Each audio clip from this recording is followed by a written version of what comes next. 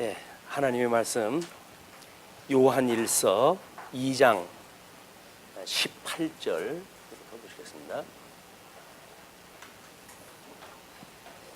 아이들아, 지금은 마지막 때라.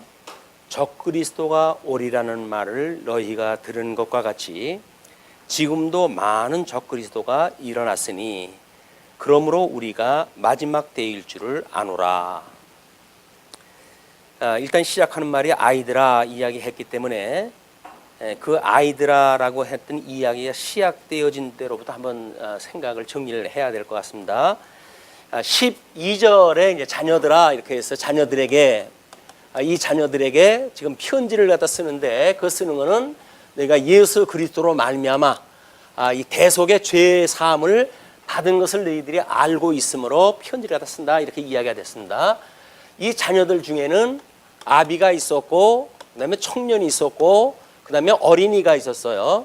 그런데 이 아비들은 일찍이 태초에 있었던 예수 그리스도를 너희들이 알고 그래서 이 태초에 계셨던 그분 이 빛으로 오셨던 이분을 이미 알고 있다는 거죠. 그러므로 내가 편지를 쓰고 두 번째 청년들한테는 악을 너희들이 이기었으므로 악에게 승리하였으므로 너희들에게 이 편지를 쓴다. 그리고 어린이들에게는 너희가 아버지를 알기 때문에 내가 편지를 쓴다 이렇게 이야기를 했어요. 그런데 지금 14절의 그 이야기가 또 뭔가 반복되어지는 것 같이 되어지면서 13절에 너희가 쓰는 것은 태초에 계신 이를 알았으며 이렇게 이야기를 합니다. 우리가 지난 시간에는 이 아비 청년 어린이를 출애굽을 갖다 했을 때에 역사적으로 20세로부터 60세까지 이제 출애굽이 되어진 장년의 숫자가 이제 기록이 되어져 있고 그렇다고 한다면 출애굽되어진 백성들 중에 20세 미만이 있을 것이고 그리고 60대 이상이 있을 거예요. 이런 이런 경륜을 따라 가지고 하나님이 섭리하시는 이런 걸 신학적인 배경을 놓고 이제 본다고 했을 때 우리가 요한일서의 기록 배경을 약 90년서부터 95년 정도라고 이야기를 했습니다. 그러면 예수님이 돌아가신 지 약 한 60년 세월이 지나간 뒤거든요. 그러면 거의 한 2세대가 지나갔기 때문에 아마 영지주의자들이 등장을 하고 어떤 극성을 부리기 시작을 하는 때로부터 볼 것 같으면 이 아비들은 이미 태초로부터 계셨던 예수 그리스도 이걸 우리가 기독론이라고 이렇게 이야기했다 하죠. 기독론 예수 그리스도가 어떤 분인지를 너무나 잘 알고 있는 거예요. 이분들은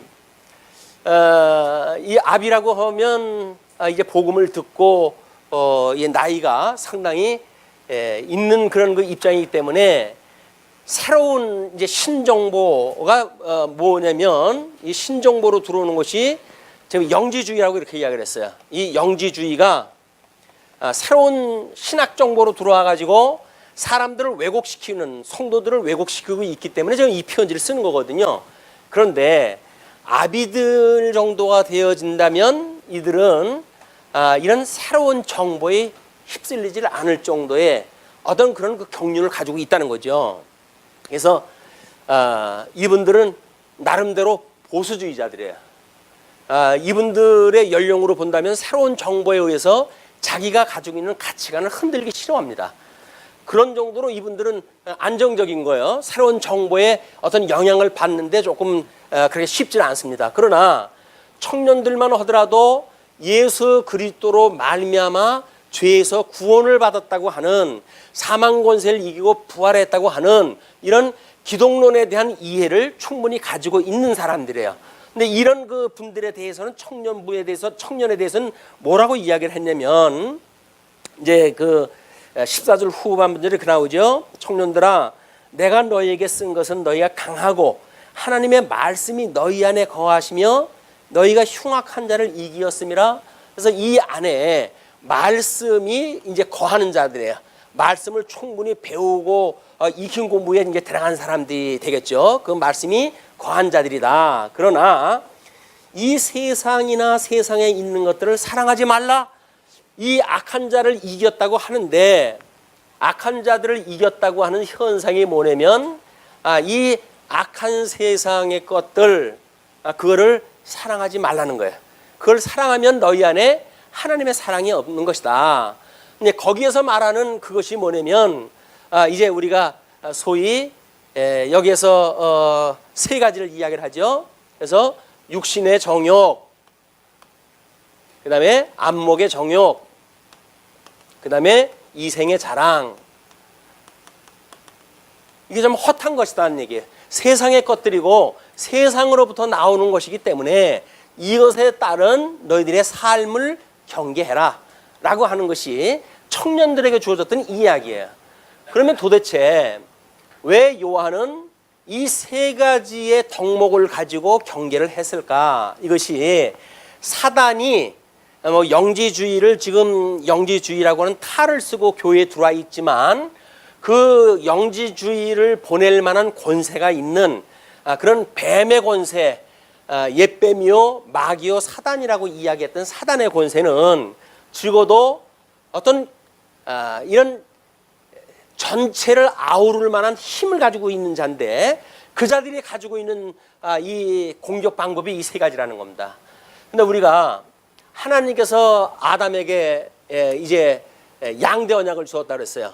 그 양대 언약을 우리가 복과 나라라고 이렇게 이야기를 했습니다. 이걸 의와 나라라고 이렇게 이야기했다 했는데 그러면 양대 언약을 하나님께서 이루어 가시기 위해 가지고 이제 사단이 아담을 공격을 했다 합니다. 그 아담을 공격을 했다 했을 때 하나님께서 행위 언약을 주셨어요. 그 이야기는 뭐냐면 선과 악을 알게 하는 과일나무 열매를 따먹지 마라. 따먹으면 정령 죽는다 라고 하나님께서 이 언약을 갖다 했는데 아담이 이 뱀이 아담을 미혹을 갖다 해요. 저 좋은 걸 왜 안 먹니? 저 좋은 걸 왜 안 먹니? 이렇게 이야기를 했더니 하나님이 먹지 말라 그랬어. 이렇게 이야기를 했더니 뱀이 야 하나님이 너 보고 먹지 말라는 건 괜히 그러는 거 아니야. 아니야 먹으면 죽는데. 그러니까 너가 죽지 않아. 죽지 않고 그걸 먹으면 내 눈이 밝아져 가지고 네가 하나님과 같이 될까 봐 하나님이 먹지 말라 그러는 거지 죽지 않으니까 내 말 믿고 먹어라고 이야기를 했어요. 이거는 이제 그때 선과 악을 알게 하는 과일나무 열매를 보는 순간 이미 그거는 미혹의 영이 들어왔을 때 그 상태가 어떻게 되어졌냐면 이렇게 되어져요. 그 나무의 그 열매를 갖다 보니까 얼마나 먹음직스러운지 먹음직스럽고 또 보암직스럽고 그리고 지혜롭게 할 만큼 탐스러웠어요. 이 세 가지로 보였어요. 그러니까 사단이 미혹을 갖다 하는 전략이 먹음직스럽고 보암직스럽고 탐스럽게 지혜롭게 할 만큼 탐스럽게 보이는 거예요. 하나님께서는 이렇게 주신 것이 아니라 하나님께서는 먹지 말라고 했기 때문에 이걸 보게 되면 이런 생각이 안 들어야 되거든요. 근데 사단이 미혹을 갖다 했을 때 이런 마음으로 드는 거예요. 미혹이 당했을 때. 그러니까 지금 여기에서 이야기했던 육신의 정욕이 먹음직스러운 거고 안목의 정욕이 보암직스러운 거고 이생의 자랑이 탐스럽게 탐스럽게 할 만큼 지혜롭게 할 만큼 탐스럽게 하는 이런 우리 그 선과 악을 알게 하는 과일나무 열매를 보는 것과 같이 세상에서 그런 안목으로 세상을 살아간단 말이에요. 욕심을 가지고 이미 이 사람들은 아담 이후에 죄 중에 출생된 사람들 아닙니까? 죄 중에 잉태되어지고 죄 중에 출생되어졌기 때문에 이들이 가지고 있는 그 육체의 덕목이라고 하는 거는 이거에 미혹을 당한단 말이에요. 그러니까 청년들 너희들은 말씀이 너희들 안에 있어가지고 너희들이 사망 권세로부터 이겨놨다고 하는 그런 칭의의 교리를 믿지 않니? 그걸 믿는데 이런 어떤 하나님이 끝까지 견인을 갖다 해가시기 위한 이런 가운데 너희들을 공격하는 이단 무리가 있어. 그러니까 이거를 너희들이 이겨내지 않으면 너희들은 끝까지 하나님께서 보장한다고 하는 그것이 보장이 없어. 그걸 좀 이야기를 한단 말이에요. 주님께서 주님의 몸된 교회를 견인하시기 위해서는 끊임없이 성령을 통해 가지고 이걸 이겨가게 하시는 거예요. 육신의 정욕을 이기게 하시고 안목의 정욕을 이기게 하시고 이 이생의 자랑을 이기게 하신단 말이에요. 왜냐하면 예수님이 오셔가지고 40일 동안 금식 기도를 갖다 했을 때 사단이 똑같은 전략을 가지고 예수님을 공격을 해요. 예수님이 40일 금식을 했으니까 얼마나 배가 고프시겠어요. 그러니까는 돌로 떡을 만들어 먹으라고 그래요. 먹으라 이렇게 이야기해요. 그러나 이 먹으라라고 하는 그 이야기는 예수님이 이 땅에 오셔가지고 먹고 생존하기 위해서 오신 분이 아니잖아요.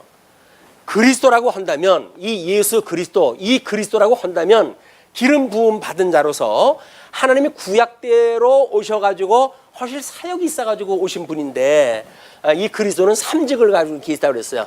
삼직을 가지고 계시는 그리스도인데 이분 가지고 돌멩이를 가지고 떡을 만들어 먹으라고 그러니 예수님이야말로 말씀으로 오신 분 아닙니까? 지금 이 청년들 안에 말씀이 거하기 때문에 너희들이 이렇게 이기라고 하는 거니까 말씀으로 오셨던 예수 그리스도한테 사단이 말씀이신 예수님한테도 돌로 떡을 만들어서 먹으란다고 한단 말이에요. 그러니까 예수님한테 이렇게 공격했던 마귀가 사단이 우리들을 얼마나 먹거리를 가지고 장난을 치겠어요. 사람들이 지금 왜 이렇게 그래도 부유한 시대에 사는데 사람들의 그런 어떤 영적 심령 상태는 점점 척박스럽게 짝이 없게 되어져 갈까요? 경제적인 우리의 어떤 그 평균 수치적으로 본다고 한다면 우리 세계에서 10대 경제 국가에 들어간데도 불구하고 왜 양극화 현상으로 해가지고 이 먹거리 문제 때문에 사람들이 힘들어 할까요? 이게 전부 귀신의 전략이란 말이에요. 이걸 모르게 되면 마치 경쟁사에서 누구보다든지 기름진 음식을 먹는 것이 이긴 걸로 착각을 한단 말이에요.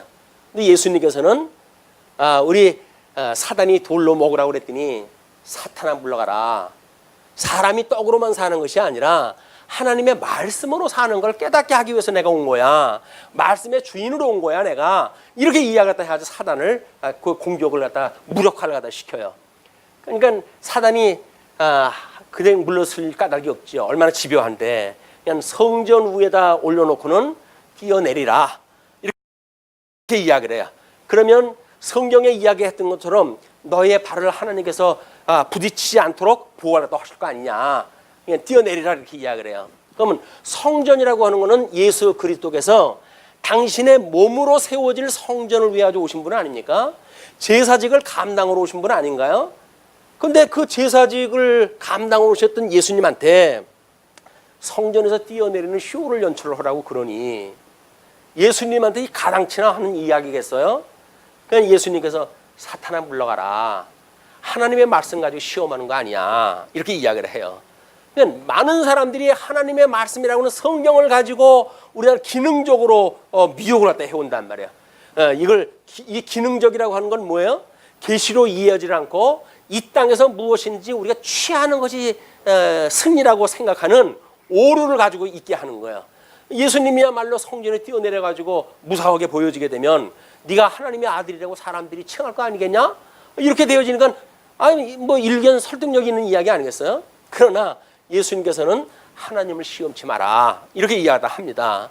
우리들한테도 말씀을 가지고 뭘 하게 되면 복 받는다, 뭘 하면 건강하다 라고 만약에 미혹을 갖다 하게 되면 우리가 하나님을 시험하지 마라 이렇게 우리가 대응을 갖다 해야 되는 거예요. 그런데 우리는 말씀을 모르게 되면 그래? 그래가지고 거기에 우리의 귀가 솔깃해가지고 그 사람들의 미혹에 우리가 마음을 빼앗겨 버린단 말이에요.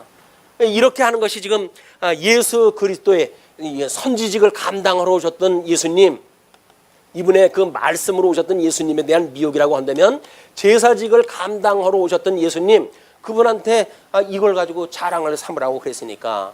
왜냐하면 예수님이 오셨을 당시에 그 성전의 모습을 보게 되면 이태리 수입석으로 해가지고 미석으로 해가지고 외관을 꾸리고 그랬어요.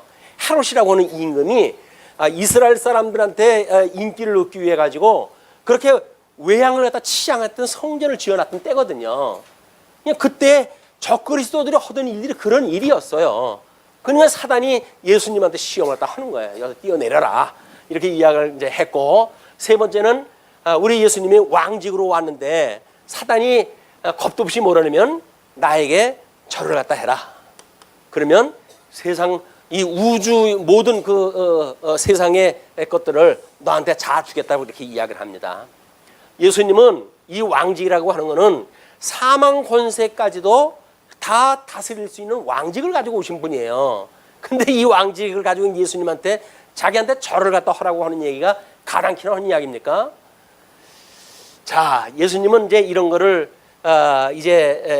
말씀으로 해가지고 다 물리치시고 승리를 갖다 하셨잖아요. 그래서 이 삼직을 통해 가지고 결국은 예수가 그리스도라고 하는 걸 증거를 갖다 했단 말이야. 나는 이미 구약에 언약되어진 메시아야 라고 하는 걸 이야기를 했어요. 근데 이 사단은 아직도 이 말씀으로 해서 무력화가 되어졌고 예수님의 제사증으로 해가지고 철장 권세로 해가지고 사단의 머리가 깨졌고 그리고 이 왕직으로 해가지고 이미 그리스도의 통치 아래 들어가 있음에도 불구하고 여전히 주님의 몸된 교회에 성도들에게 이 버릇을 못 버린 거예요. 그러니까 우리한테 끊임없이 미혹을 갖다 해오는 거예요. 공격을 갖다 해와요. 뭐라고요? 육신의 정욕을 따라가지고 공격을 하고 안목의 정욕을 따라가지고 우리가 살아가게 하고 이생의 자랑을 가지고 이 세상을 살아가는 이유라고 이야기를 한단 말이에요. 아니 그러면 육신의 정욕이라고 하는 것이 결국은 뭐 누가 더 기름진 음식을 먹느냐가 되는 거 아닙니까? 그런데 만약에 말씀으로 우리가 인생이 살아가는 이유인지를 알게 되면 우리한테 먹거리 가지고 흔드는 자들한테 내 얘기 듣면 내가 이거 먹거리 주지 라고 하는 자한테 어떻게 대응을 또 하면 될까요? 사탄아 물러가라 이렇게 해야죠. 근데 우리는 조금이라도 먹거리가 더 좋은 쪽을 따라가지고 끊임없이 진력을 갖다 다 하는 거예요. 전력 투구를 갖다 해가요. 왜 그럴까요? 사단의 미혹이 되어졌기 때문에 그러는 거예요.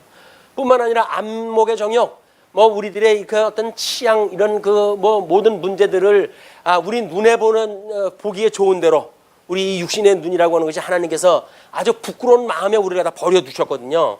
그래서 차마 이 세상에서 부끄러워서 하지 못할 일들을 하나님께서 이 사단들이 하게 하신 거예요. 그건 부끄러움에 버려두어가지고 하지 못할 일들을 하는 사람들에서 예수 그리스도로 말미암아 우리가 대속을 받았음에도 불구하고 여전히 부끄러운 일들을 우리한테 미혹하다 하는 거예요. 이게 세상 문화입니다. 지금 세상 문화가 왜 이런 그 만신창이가 되어져 가고 있는가? 이걸 부끄러움에 내어버렸던 육신의 그런 그 본능들이 아주 노골화되어진 것이 지금 현대의 사회란 말이에요. 한국의 뭐 지금 신문이나 뉴스나 이런 것들을 다 들여다보게 되면 전부 이것에 점철되어진 사건들이에요. 근데 안타깝게도 주님의 몸된 교회도 이거로부터 자유롭지는 않다고 하는 것이 이 현실의 문제란 말이에요. 왜 우리가 주일날마다 이렇게 하나님의 말씀을 공부를 이렇게 집중적으로 해야 되는가라고 하는 문제는 하나님의 말씀이 아니게 되면 사단의 미혹에 넘어갈 수밖에 없어요. 예수 그리스도가 주님의 몸된 교회를 우리 주님 오실 날까지 견인해 주신다고 이 약속을 갖다 했는데 이 견인하는 예수님을 믿어야 이거로부터 우리가 노임을 받는 거란 말이에요. 근데 견인의 교리를 갖다 믿지 못한다고 한다면 음부의 권세가 무너뜨리지 못하는 교회를 세울 거야 이렇게 약속을 했음에도 불구하고 약속을 믿지 못하게 되면 하나님의 말씀보다는 세상의 모든 정보에 귀를 기울일 수밖에 없어요. 어딜 가면 돈이 생긴다더라. 어딜 가게 되면 이렇게 나에게 폼나는 그런 그 일이 있다더라. 뭐 이런 것이 아마 명예욕일 수가 있죠. 이생의 자랑, 이게 정치욕의 이제 그런 그 일들이야. 야, 우리가 이 세상에 하면 나의 영광을 노래하고 자랑하고 다른 사람한테 폼나게 한번 살아봐야 될 거 아니겠어? 이걸 위해서 살아가는 거예요. 근데 우리는 이런 어떤 비밀이 숨어져 있는지를 모르고 다만 그냥 사회적인 이런 그 생활, 뭐 사회적인 어떤 우리 현재 문화를 가지고 살아갈 거 아니겠어요? 경제적인 영역을 통해 가지고 그냥 생활을 또 할 거 아니겠어요? 정치적인 영역을 통해 가지고 세상 만사 다 그런 거야 라고 살아갈 거란 말이에요. 그것이 육체의 소욕을 따라서 살아가는 일이기 때문에 전부 짐승 권세가 우리를 갖다 이렇게 이야기를 하는 거야. 또 이걸 음료 권세가 우리로 하여금 이렇게 살아가게 하는 거란 말이에요. 이런 거로부터 우리가 어떻게 이겨야 되는가라고 하는 근본적인 원리를 그동안 쭉 공부를 갖다 했을 때 이걸 우리가 사즉생의 원리라고 이렇게 이야기했어요. 사즉생. 이걸 연즉보의 원리라고 이렇게 이야기를 했어요.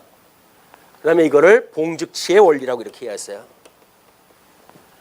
사직생이라고 하는 이 사회적인 그 우리 복음의 원리가 뭘까요? 자기가 죽지 않으면, 자기 부정을 하지 않으면 새로운 피조물로 살아갈 수가 없어요. 새로운 이 피조물로 살아간다는 이야기는 뭐예요? 자기가 죽어야 돼요. 자기 자아를 말살을 시켜야 돼요. 옛 것을 갖다 우리가 없애버려야 된단 말이에요. 육신의 소욕을 제거를 갖다 시켜야 된단 말이에요. 그래야 성령의 소욕을 따라가지고 새로운 변화되어지는 성도의 삶을 살아가는데, 내 걸 그냥 가지고 이거 살라고 그러니까, 여기서 육신의 정욕이 그냥 가득한데 여기다가 복음을 듣는다고 해가지고 뭐가 달라질까요? 이걸 아주 깊이 우리가 키핑을 하면서 이걸 지키면서 하나님의 말씀을 지킨다고 할 수가 있을까요? 그럴 수가 없는 거예요. 양다리를 갖다 할 수가 없다고요. 이걸 하나 포기를 하든지 아니면 주님께서 주셨다고 하는 그걸 포기하든, 둘을 포기를 갖다 해야 돼요. 그런데 기독교에서 지금 만모니즘이라든지 이런 것들은 뭡니까? 육체의 소욕을 자극을 갖다 해가지고 할 수만 있으면 대영화, 물질주의, 물량주의 이런 거에 의해 가지고 사람들을 미혹을 했다 하니까 사람들이 하나님의 말씀을 듣는다고 하면서 오히려 말씀이 왜곡되어져 가지고 이쪽으로 끌려간단 말이야. 그게 교회가 큰 게 좋은 거예요. 수천 명이 모여야 그래도 뭐 힘을 쓸 거 아니겠습니까? 수천 명이 모이는 교회는 목사도 마음대로 못 건드려요. 왜? 거기는 숫자가 많거든요. 우리 같은 교회는 목사 하나 없애는 거 단간세입니다. 노에서 목사 하나 제거시키는 거, 지네들끼리 해가지고 그냥 금방 되는 일들이에요. 저도 그거에 당했던 사람이지만, 목사 팔이 목숨이에요. 지네들이 마음대로 움직여요. 이것이 하나님의 말씀이라고 하는 명분을 가지고 하는 짓거리들이란 말이에요. 이게 어디서 주님의 몸된 교회라고 하는 허울을 쓰고, 이런 실체를 모르게 되면 우리가 육체적으로 대응을 갖다 해가지고 이길까요? 주먹으로 오는 거 주먹으로 이길까요? 이렇게 되어지는 게 아니란 말이에요. 사단의 공격을 갖다 했을 때 하나님의 말씀으로 이걸 공격을 갖다 해야지, 이걸 가지고는 안 되는 거예요. 육적인 대응 방법 가지고는 안 되는 거예요. 그냥 여기서 죽으려고 이 말씀으로 이긴다는 이야기는 뭡니까? 내가 가지고 있던 자기를 부인을 갖다 하는 거예요. 예수님께서 나를 따르려고 한다면 어떻게 하라고 그래요? 너를 부인하고 나를 따르래요. 근데 우리는 내가 가지고 있는 이 가치관을 꽁꽁 움켜쥐고 그리고 예수님을 따라간다 그러니까 얼마나 무거운지 따라갈 수가 있어야죠. 천근만근 따라갈 수가 없네요. 이걸 죽어야 돼요. 여기서 죽어야 우리가 살아나는 일이에요. 뿐만 아니라 연죽보의 원리, 우리는 모든 것들이 하나님께서로부터 온 걸 갖다 믿죠. 우리 믿음도 마찬가지고 모든 경제적인 여건도 마찬가지예요. 우리 오전에 우리 아이들한테 그걸 이야기를 했지만, 하나님께서 이 나라를 약속을 갖다 했을 때 자선 언약을 하시고 땅 언약을 하시고 그다음에 통치 언약을 하셨어요. 그러면 이 땅 언약을 갖다 했을 때 하나님께서 이 땅을 갖다 주시겠다는 거예요. 그러니까 너희들 정복하라 이렇게 이야기를 하거든요. 그러면 이스라엘 백성들이 땅을 정복해서 차지를 갖다 하는 겁니까? 안 되는 거예요. 내가 이 땅을 너희한테 줄 거니까, 줬으니까 그러니까 너희들 차지하고 살아라 그 얘기예요. 근데 주어는들 믿어지질 않으니까 그 이야기는 뭐예요? 우리가 가지고 있는 모든 그 경제의 문제가 나로부터 만들어진 거라고 믿어지니까 그거를 다른 사람을 위해서 버리기가 아까운 거예요. 왜? 내가 어떻게 피땀을 흘려가지고 이걸 벌었는데 왜 내가 다른 사람들을 위해서 이걸 버려야 돼? 라는 생각 때문에 버릴 수가 없어요. 그게 세계 경제란 말이야. 세계 경제.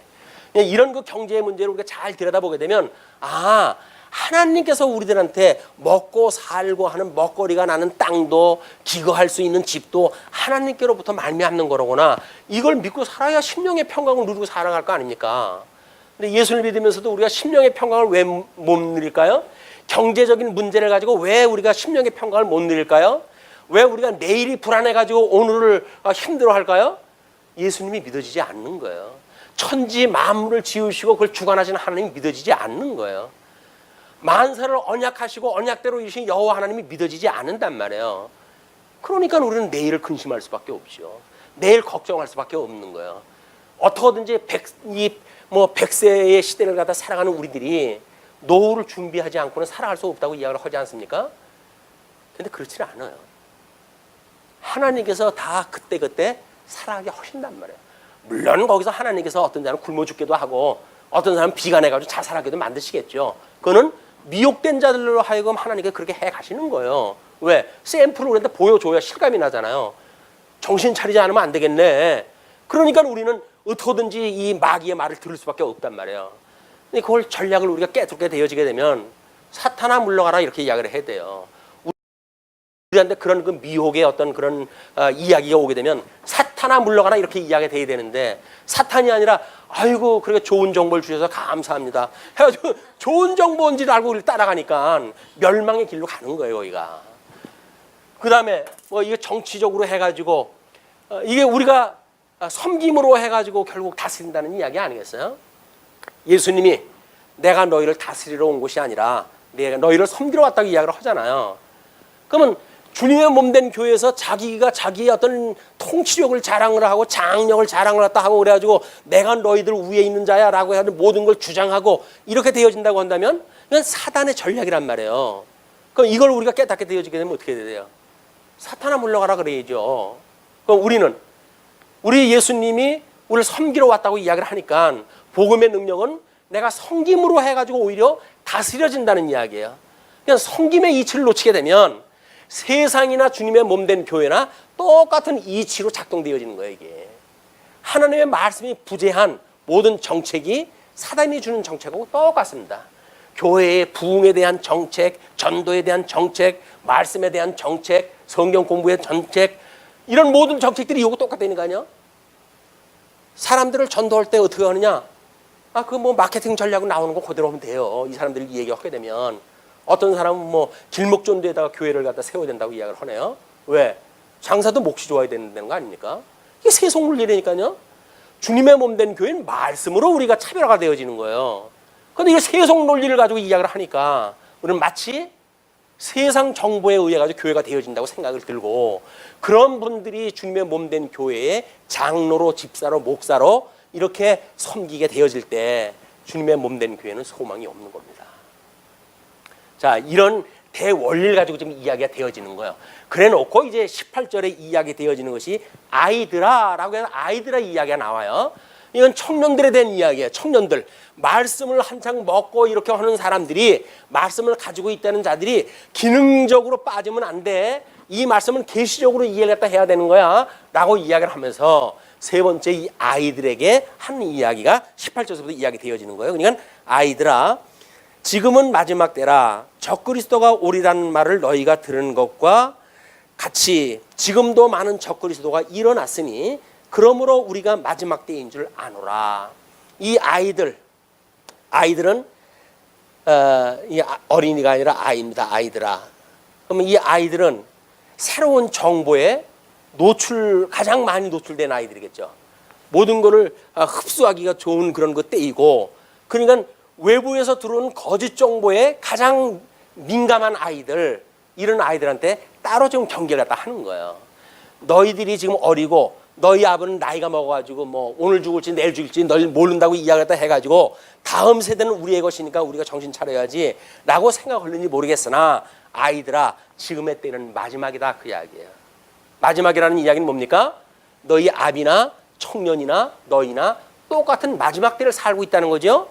그냥 새로운 정보에 의해서 뭔가 새로운 변화를 일으키는 걸 만들어내는 것이 아니라 이미 과거에 가르쳐줬던 복음, 그 복음을 가지고 너희들이 살아가야 된다라는 걸 이야기하기 위해서 이 아이들아 너희들에게 이 지금은 마지막 때라 이렇게 이야기를 합니다. 그러니까 적그리스도가 올인하는 말을 너희가 들은 것과 같이 지금도 많은 적그리스도가 일어났으니 적그리스도가 이미 많이 일어났다네요. 그러면 우리가 통상적으로 알고 있는 적그리스도 그 적그리스도를 이야기하는 게 아니에요. 여기는 적그리스도라는 이야기는 이제 요한 1서와 요한 2서에서만 언급되어지는데 이걸 안티 이 크리스토스라고 하는 그런 그 이야기로 되어 있어요. 크라이스트, 안티 크라이스트.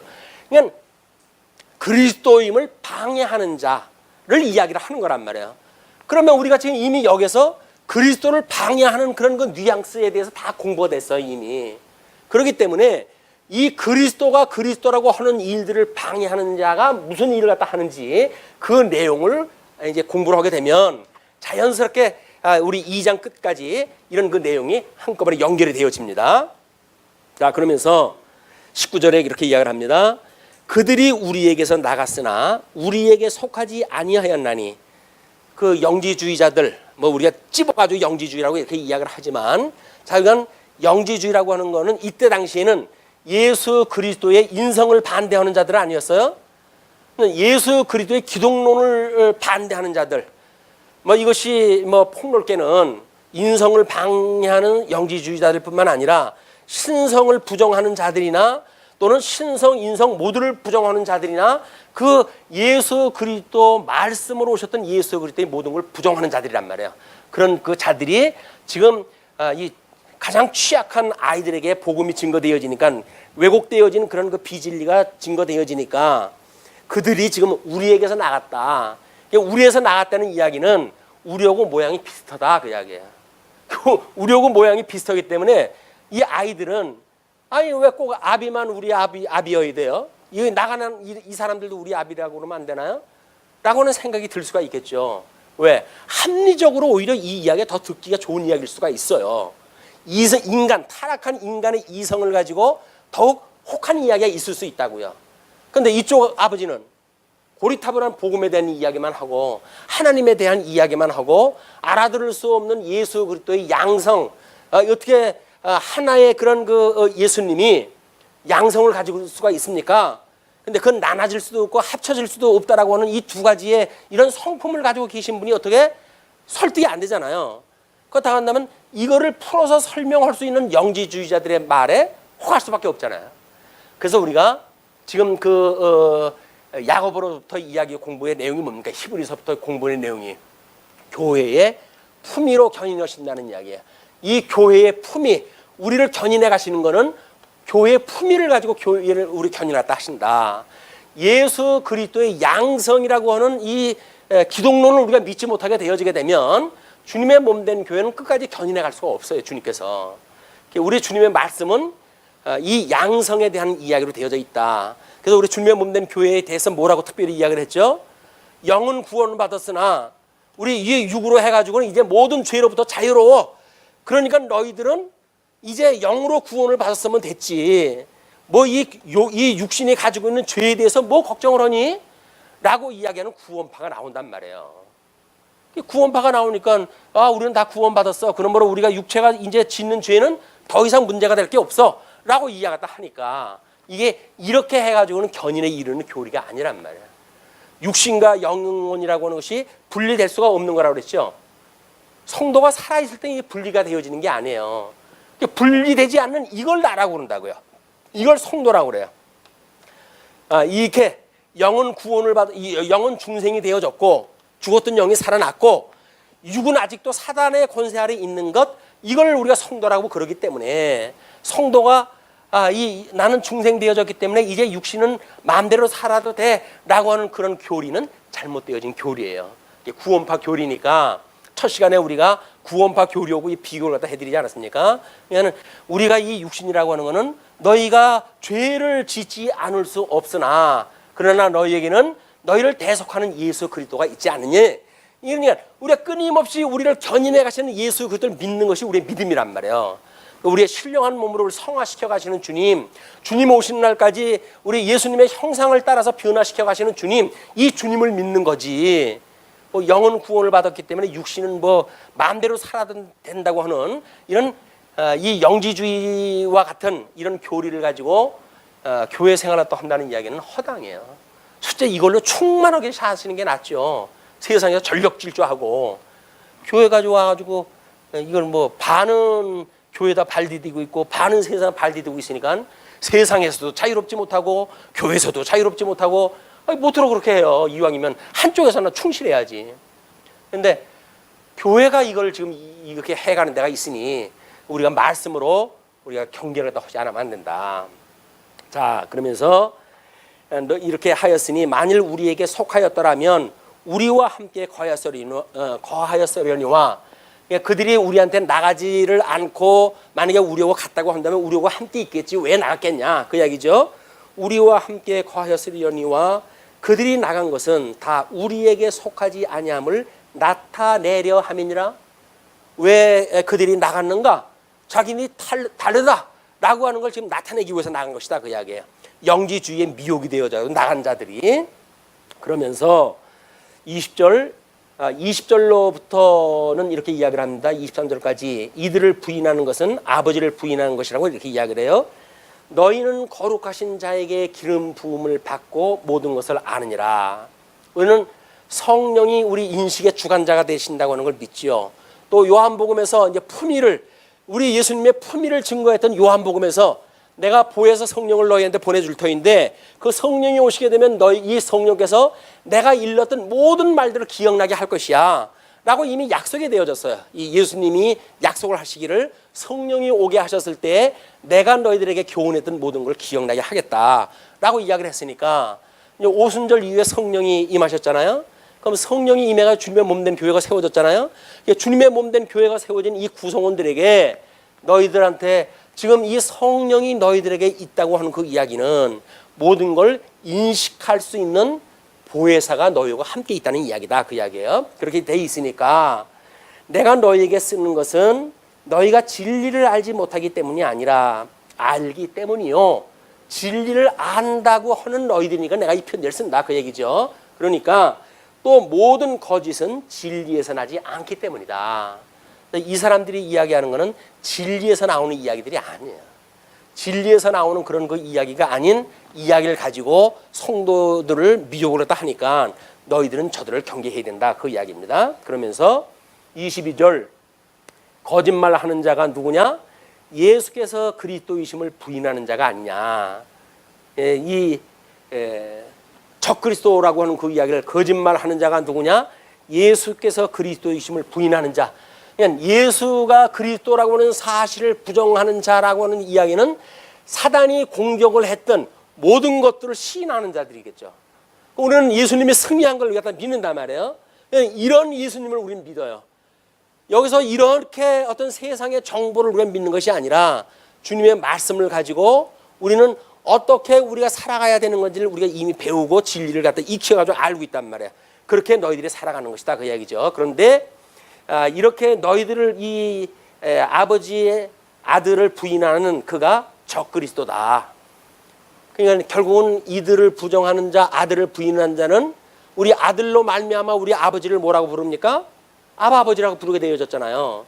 그러나 아바 아버지라고 부르게 되어진 것이 예수님을 믿음으로 시작이 되어진 건데 예수님을 믿지 않는다는 이야기는 뭐예요? 아버지도 믿지 않는다는 이야기예요.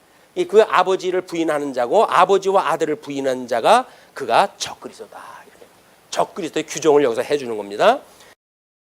그러면서 23절 아들을 부인하는 자에게는 또한 아버지가 없으되 아들을 부인하는 자는 아버지가 있을 수가 없어요. 그런데 아들을 시인하는 자에게는 아버지도 있느니라. 우리는 아들을 시인하잖아요. 우리 주님께서는 이 땅에 오셨을 때 이미 신성과 인성을 가지고 오신 분입니다. 참 하나님이시고 참 사람이시고 그리고 참 하나님이며 참 사람이십니다.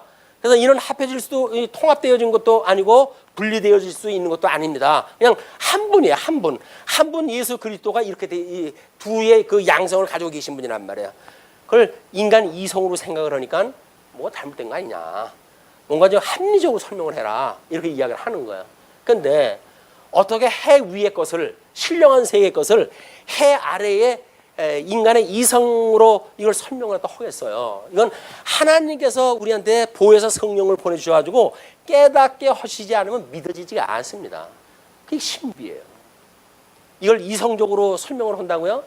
그거는 전부 이단이에요. 잘못 가게 되면 전부 이단이 돼버리는 거예요. 이거는 하나님께서 성령으로 하여금 그러시군요. 주님 보혜사이기 때문에 주님은 이 양성을 가질 수밖에 없군요. 우리 하나님과 원수가 되어졌으니까 하나님이 이 땅에 오셔가지고 우리를 구원하신 보혜사, 중보자란 말이에요.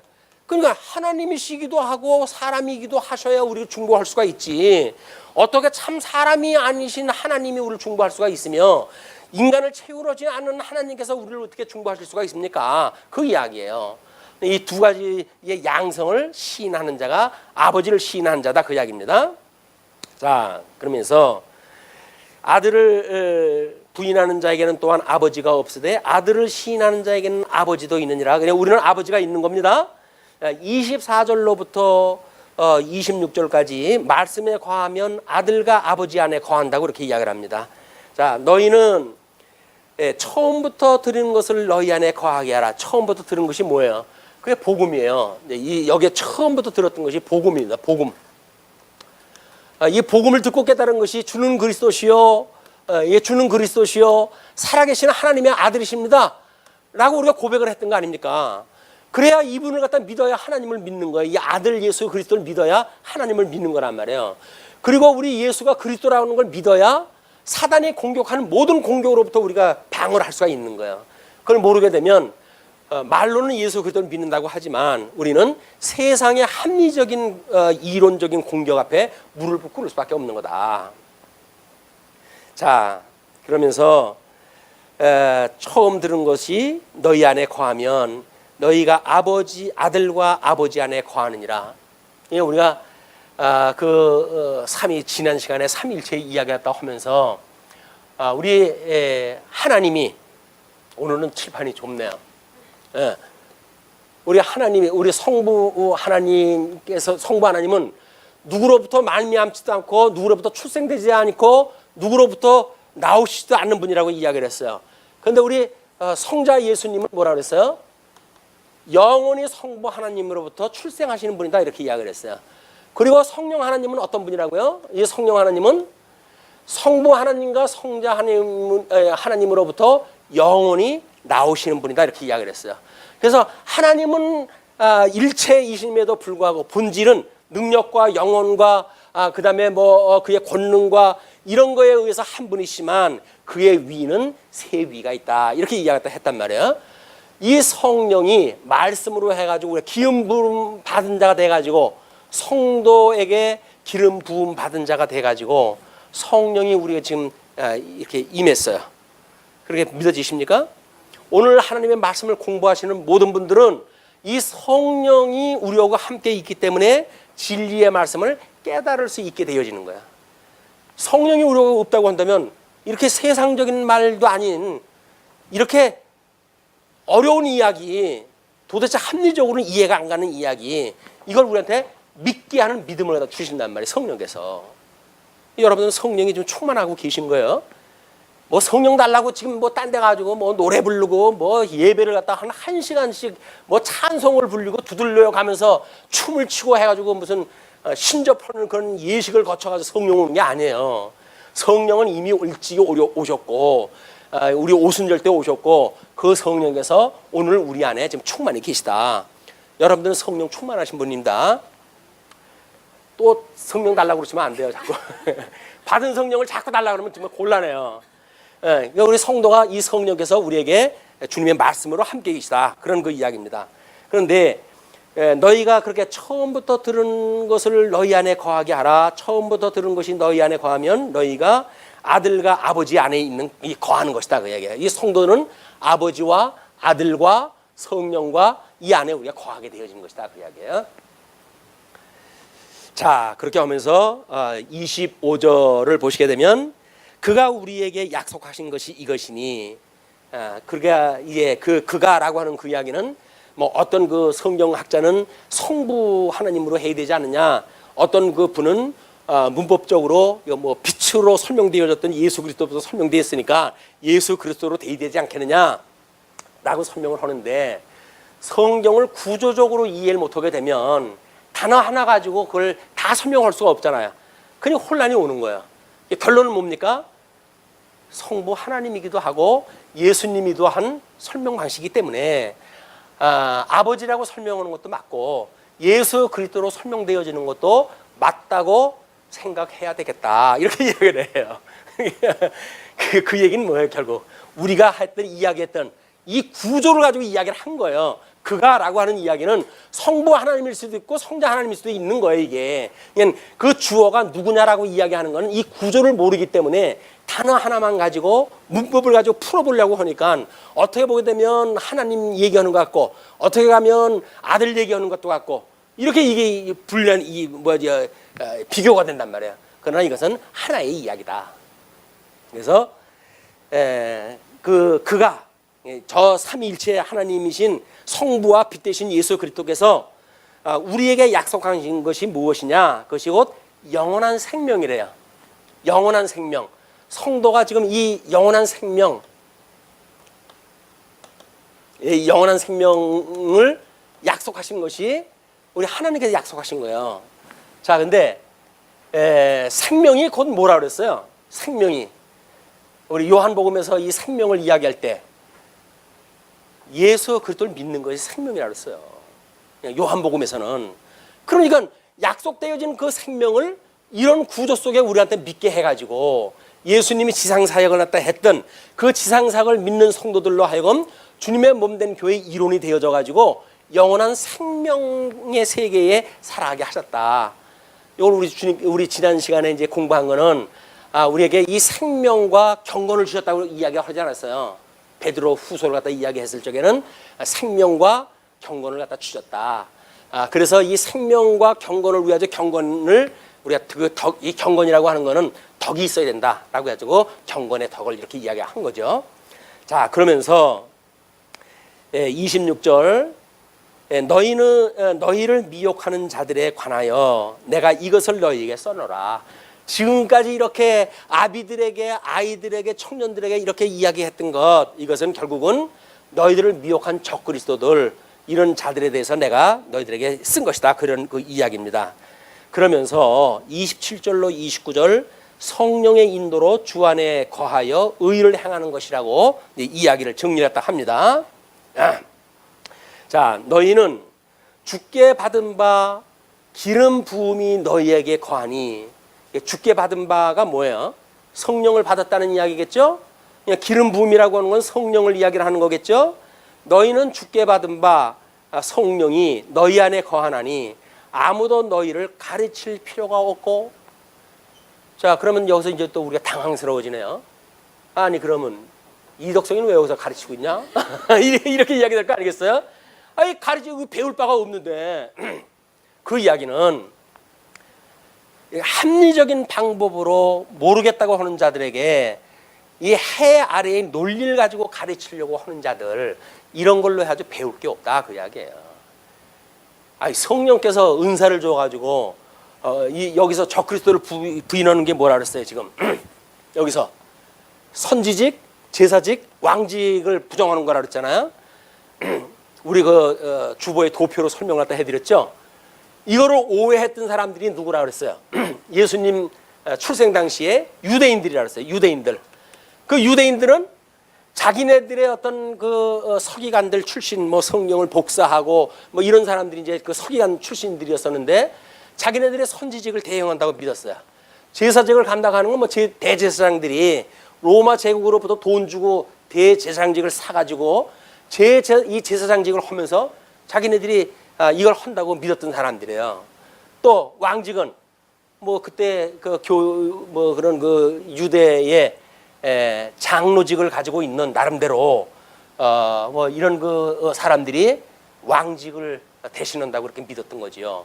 이것이 유대인들이 예수님을 십자가에 못 박아 죽일 수밖에 없었던 적그리스도적인 발장이란 말이에요. 이게 예수님을 죽이는 거예요. 이걸 안 믿는 것이.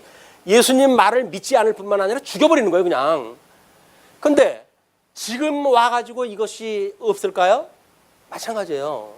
주님의 몸된 교회 이것이 뭘로 지금 와가지고 내가 이런 세직을 가지고 있는 그리스도야? 라고 하는 걸 가르치실까요?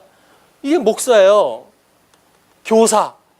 제사직은 이 집사님들이 이 주님의 몸된 이 예수 그리스도가 제사직을 가지고 있는 그리스도라고 하는 거를 주님의 몸된 교회를 이 증거를 갖다 하는 거란 말이에요. 교회를 통해 가지고. 집사가 그냥 집사가 아닙니다. 이게 예수 그리스도를 증거하는 증인의 역할이란 말이에요. 또 왕직, 이게 장로예요. 이거 장로. 이 장로라고 하는 것이 주님의 몸된 교회에, 이 그리스도의 몸된 교회에 이 장로직을 통해 가지고 내가 그리스도인 것이야, 이걸 가르치는 거란 말이에요. 그러니까 예수 그리스도의 형상을 따라 가지고 우리가 이런 원리를 따라 가지고 교회 생활을 하게 되어지는 거예요. 예수님을 믿는다고 하면서 사적생의 원리를 갖다 모르고 내가 가지고 있는 걸 가지고 뭐 주장을 갖다 하고 내 걸 가르치고 이렇게 하는 것이 사이비들이 나오는 거예요. 목사들이 왜 자기를 가르쳐요? 자기 논리를. 하나님의 말씀을 가르쳐야지. 하나님의 말씀이 아니라 엉뚱한 철학 이야기하고 윤리 이야기하고, 그러니까 성도들로 하여금 이렇게 사는 것이 아주 뭐 지혜로운 삶입니다 라고 말하는 모든 교훈은 거짓말이에요. 우리 보고 이래라 저래라 할 수가 있는 게 자기네들이 아니라니까요. 우리 뭘 하는 거예요? 목사는 성경을 가르치는 거예요. 성경만 가르치면, 아니 목사님들이 성경을 가르치게 되면 성도님들이 깨달음이 오고, 그럼 깨되어지는 성도님들이 하나님의 뜻을 따라 살아가게 되어지겠죠. 그걸 못 믿고 어떻게 가르치겠어요? 어떤 분은 신앙 고백적으로 그러더라고요. 안 되는가 봐. 아무리 가르쳐도 변하지 않거든요. 왜 변하지 않을까요? 때가 안 됐으니까 그러죠. 뭐 가르치는 거에 무슨 수가 적어가지고 그런 겁니까? 말씀대로 가르치는데 변화가 없다면 아직 때가 안 된 거예요. 그건 어쩔 수가 없어요. 왜 우리 교회가 부흥이 안 됩니까? 목사가 뭐 1시간 내내 뭐 알아듣지 못하는 얘기를 했다 하니까 교인들이 왔다가 도망가지. 이런 이야기를 하게 되어진다니까요. 집사 뭘 하는 겁니까? 주님의 몸된 교회 봉사하다 하는 일이에요. 그걸 떡을 띄는 일들. 예. 이분들이 하는 거라니까요. 이게 집사라고 하는 것이 그냥 타이틀이 아니에요. 이 집사직을 가지고 예수가 그리스도라는 걸 증거하는 증인들이란 말이에요. 그러니까 오늘도 이제 회의가 있겠지만, 이 직원들 회의가 있잖아요. 그럼 그 회의를 다 하는 거예요. 그분들이 모여가지고, 아, 우리가 이 일을 통해서 예수가 그리스도라고 하는 걸 증거를 갖다 해야지. 이걸 하는 거란 말이에요. 근데 아이 뭔 회의를 또 하냐, 귀찮게 이렇게 말한다고 한다면 나는 그리스도의 자녀, 이 그리스도의 지체인 것이 부담스럽습니다. 그 얘기란 말이에요. 알고 뭐라고 이야기를 하셔야지. 뭐 이게 내가 지금 무슨 말을 하는지 모르고 우리가 이야기를 한다니까요. 우리가 교회 생활을 한다는 그 이야기는 예수 그리스도의 증인의 삶을 사는 거예요. 물론 여기서 이게 배우고 나가서 또 증인의 삶을 사는 거지요. 가정에서, 직장에서, 사회생활을 통해서 우리가 증인의 역할을 다 하는 것이다. 근데 이걸 모르게 되면 이렇게 이제 이런 짝에 빠지는 겁니다. 너희가 주께 받은 바 기름 부음이 너희 안에 거하나니 아무도 너희를 가르칠 필요가 없고, 이렇게 해가지고 목사가 필요 없다. 그럼 어떻게 되면 될까요? 교회에 무슨 조직이 필요하냐?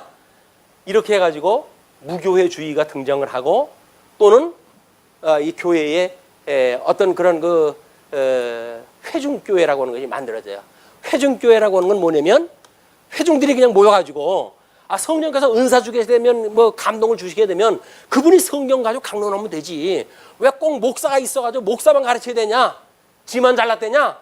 이렇게 말한다는 이야기는 잘나서 목사가 아니라 하나님께서 은사로 세워줬기 때문에 그걸 인정한단 말이에요.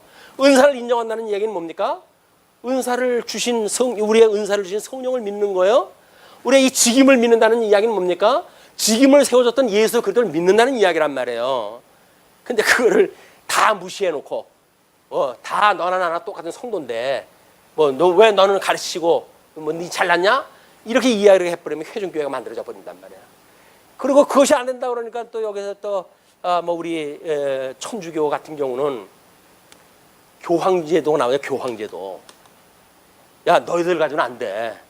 그래도 이 교회의 황제인 내가 모든 걸 장악을 해야 되는 거야. 라고는 교황주의가 나오는 거예요. 그리고 이거를 절충한 방식이라고 이야기를 하지만 절충한 방식이 아닙니다. 가장 성경적인 방법이 뭡니까? 성경적인 이 방법이란 말이에요. 장로, 목사, 집사를 세워가지고 주님의 몸된 교회 직원을 세워서 주님의 몸된 교회는 주님께서 통치해 가신다고 하는 걸 우리가 증거하는 이런 제도가 장로교회의 정치예요. 장로교회의 정치만큼 성경적인 게 없습니다.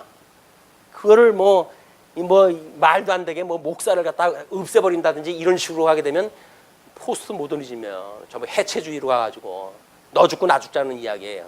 안 되는 거예요.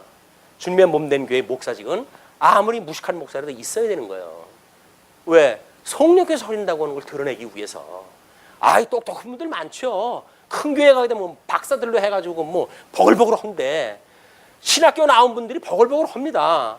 거기 왜 그 담임 목사만 목사라고 해가지고 강대상에서 성경을 가르치겠어요? 잘나서 그런 거 아니에요. 목사 직임이라고 하는 예수 그리스도를 우리가 인정하는 신앙 가운데서 그 일이 벌어지는 것이다. 자, 그러면서 그러니까 너희를 가르칠 필요가 없고라고 하는 이야기를 우리가 제대로 이해를 해야 됩니다. 오직 그의 기름 부음이 모든 것을 너희에게 가르치며 또 참되고 거짓이 없으니 너희를 가르치신 그대로 주 안에 거하라. 이 말이 논리적이지 않다라고 한다면 만약에 요한이 이 편지를 쓰는 것이 맞을까요? 안 맞을까요? 아니, 성령께서 가르쳐 줄 텐데 어린이는 가르쳐 줄까? 지가 뭔데 오지랖 넓게 편지를 쓴대 우리한테? 그렇게 이야기할 거 아니겠어요? 그러면 요한이 편지 쓰는 것까지만 인정을 할까요? 그 뒤는 목사직 필요 없다고 이야기를 할까요? 아니잖아요. 은사와 직임이라고 하는 전 포괄적인 문제를 가지고 주님의 몸된 교회를 지금 우리가 배로 인식을 할 필요가 있다. 그래서 너희를 가르친 그대로 주 안에서 거하라, 그 이야기예요. 그러면서 28절, 자녀들아 이제 그의 안에 거하라. 그의, 또 그가 나왔어요. 우리 아무리 봐도 알을 수 없는 거, 거시기. 이런 대명사가 나오게 되면 뭐 누구라고 딱 집어가지고 정관사를 써가지고 이야기를 하시든지 그냥 그가라고 이야기를 하니까 이게 누구냐라고 하는 것이 나오지만 우리는 아까 이야기를 했죠. 구조적으로 성부와 성자와 성령 삼일째 하나님을 이미 논하고 있기 때문에 이렇게 하나님 아버지와 그 다음에 빛 대신 예수 그리스도 이거를 우리가 이야기하는 것이다, 이렇게 보면 됩니다. 그래서 자녀들아 이제 그의 안에 거하라. 이는 주께서 나타내신 바 되면, 나타내시는 건 아직 나타내지 않은 것이 있다는 거죠. 그럼 뭐가 지금 나타나지 않았을까요? 나중에 재림이 나타나게 되겠죠. 그러니까 나타내신 바 되면 그가 강림하실 때에 우리로 담대함을 얻어 그 앞에서 부끄럽지 않게 하려 함이라. 부끄럽지 않다는 이야기는 뭐예요? 예수님이 이제 나중에 심판하러 오시는데 재림을 갖다 아주 심판하는데, 아유 주님, 제가 여지가 주님 기다리고 있었어요 라고 아주 반갑게 예수님을 맞이하러 갔어요. 근데 예수님께서 리슈? 이렇게 되면 이제 우리 할 말 없는 거예요. 아주 이건 무관하게 짝이 없는 거죠. 우리는 예수님 반갑다고 이야기했다 했는데 예수님이 우리를 모르겠다는 거예요. 그 이야기는 뭐예요? 예수님의 뜻대로 안 살았고 예수님 안에 우리가 거하지 않았다, 그 이야기예요. 그럼 뭐 했다는 거예요? 우리 여지껏 예수님 안에 있다고 그러면서 예수님을 믿었는데 예수님이 그렇지 않다고 하는 이야기는 뭐예요? 거짓말로 미혹돼 가지고 잘못되어진 유사 그리스도, 적그리스도라고 이야기했던 유사 그리스도에 속아가지고 우리 그 집단에 우리 미혹당해가지고 있었던 거예요. 우리 예수님께서, 우리 요한이 너희들이 그 안에 이제 거하게 되면 예수님이 재림하실 때, 강림할 때에 우리로 담대함을 얻어가지고 그 앞에서 부끄럽지 않게 하려 합니다. 이것이 우리 예수님이 우리를 구원해가지고 다시 하나님과 원수되어졌던 우리들로 화목하게 하시고 주 안에 거하게 하시고 주님의 몸된 교회 지체로 삼아가지고 온전한 그날이 올 때까지 주님의 몸된 교회의 그것이 예수님의 형상을 닮을 때까지 주님께서 지어가시는 교회다.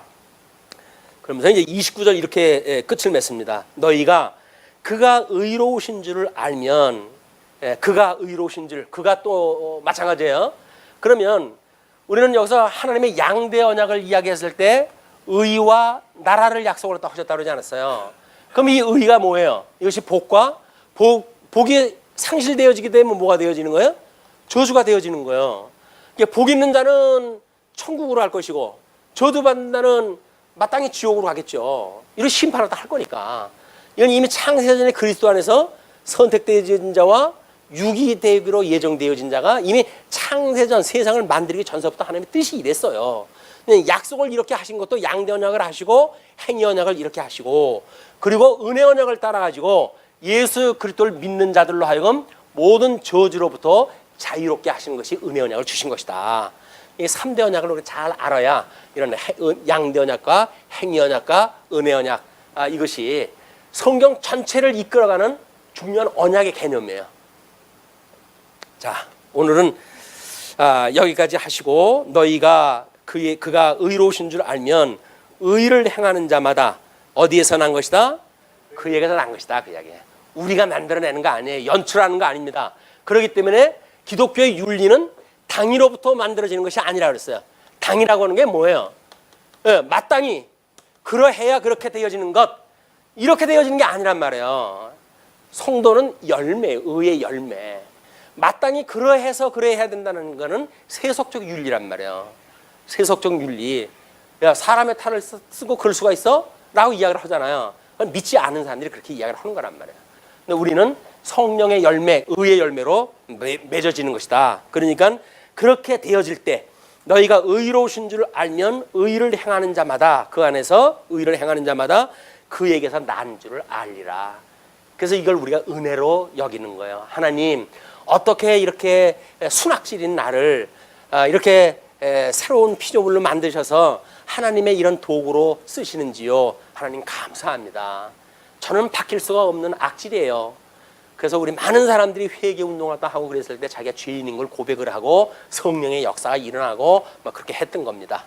오늘 말씀 주시죠. 기도하시겠습니다.